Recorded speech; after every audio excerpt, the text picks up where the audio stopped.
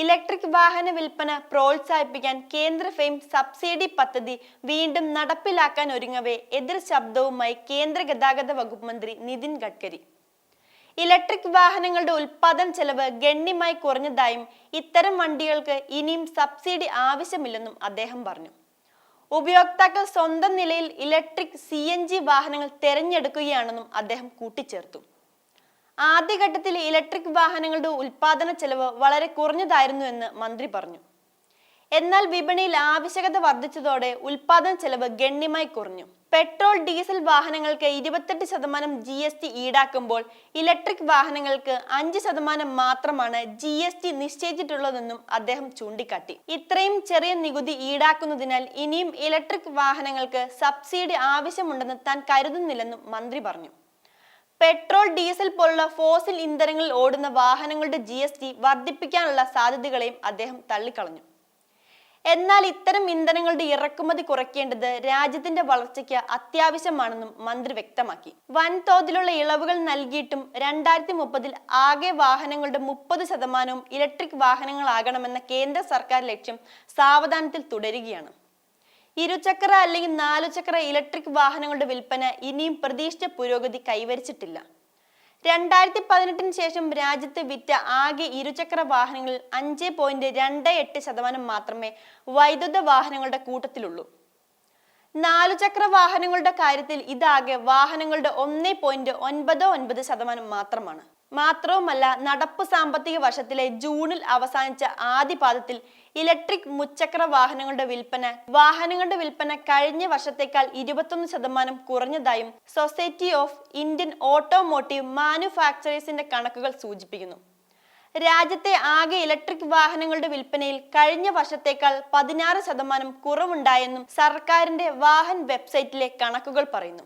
വാഹനങ്ങളുടെ വിൽപ്പന പ്രോത്സാഹിപ്പിക്കാൻ faster adoption and manufacturing of electric vehicles പദ്ധതിയുടെ 3ാം പതിപ്പിന് 2 മാസങ്ങൾക്കുള്ളിൽ സർക്കാർ അന്തിമ രൂപം നൽകുമെന്ന് കേന്ദ്രമന്ത്രി HD കുമാരസ്വാമി കഴിഞ്ഞ ദിവസം പറഞ്ഞിരുന്നു.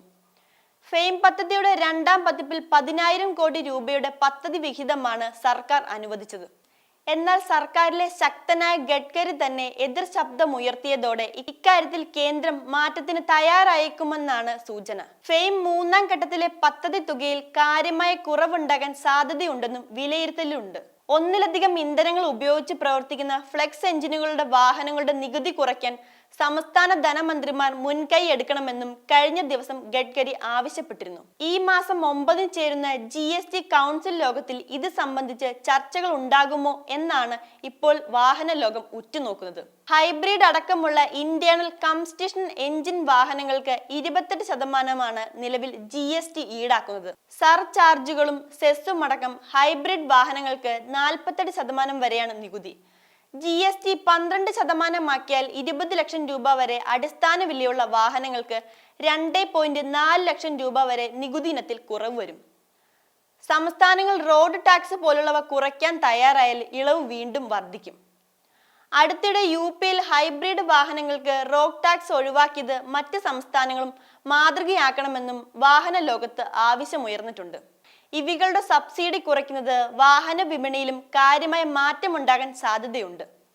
ഇന്റേണൽ കംബസ്റ്റൻ എഞ്ചിൻ ഉപയോഗിക്കുന്ന പരമ്പരാഗത വാഹനങ്ങളുമായി മത്സരിക്കാൻ സർക്കാർ സഹായമില്ലാതെ തന്നെ കമ്പനികൾ വളരുമെന്നാണ് വിദഗ്ധർ പറയുന്നത്.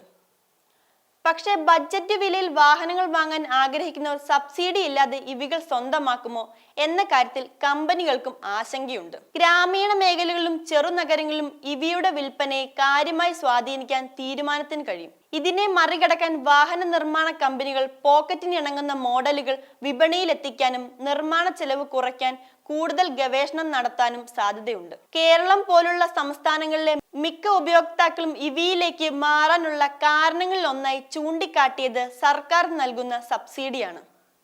ഇത് പെട്ടെന്ന് നിർത്തലാക്കുന്നത് പൂർണ്ണമായും ഹരിത ഊർജത്തിലേക്ക് മാറാനുള്ള സംസ്ഥാനത്തിന്റെ ലക്ഷ്യങ്ങൾക്ക് വിലങ്ങുതടിയാകും. അതേസമയം ധനസഹായം നൽകുന്നതിനേക്കാൾ ഇലക്ട്രിക് വാഹന രംഗത്തെ അടിസ്ഥാന സൗകര്യങ്ങൾ വികസിപ്പിക്കുന്നതിന് സർക്കാരുകൾ മുൻകൈ എടുക്കണമെന്നാണ് വിദഗ്ധർ ആവശ്യപ്പെടുന്നത്. നിരത്തുകളിലെ ചാർജിംഗ് സ്റ്റേഷനുകളുടെ കുറവ് ഭൂരിഭാഗം ഇവി ഉപയോക്താക്കളുടെയും ആശങ്കയാണ്. കേരളത്തിൽ KCBയും സ്വകാര്യ സംരംഭകരും ചാർജിംഗ് സ്റ്റേഷനുകൾ സ്ഥാപിച്ചിട്ടുണ്ടെങ്കിലും അവയൊന്നും പര്യാപ്തമല്ലെന്നാണ് ഉപയോക്താക്കളുടെ പരാതി. സംസ്ഥാനത്തെ നഗര കേന്ദ്രീകൃതമായ ചില ജില്ലകളിൽ മാത്രമാണ് ചാർജിംഗ് സ്റ്റേഷനുകൾ വ്യാപകമായിട്ടുള്ളത്. ഇത് പരിഹരിക്കാൻ സ്വകാര്യ സംരംഭകരുടെ പങ്കാളിത്തത്തോടെ സർക്കാർ തലത്തിൽ കൂടുതൽ ഇടപെടലുകൾ നടത്തുന്നത് ഇവി വിപണിയിൽ വലിയ മാറ്റമുണ്ടാകുമെന്നാണ് വിദഗ്ധർ കരുതുന്നത്.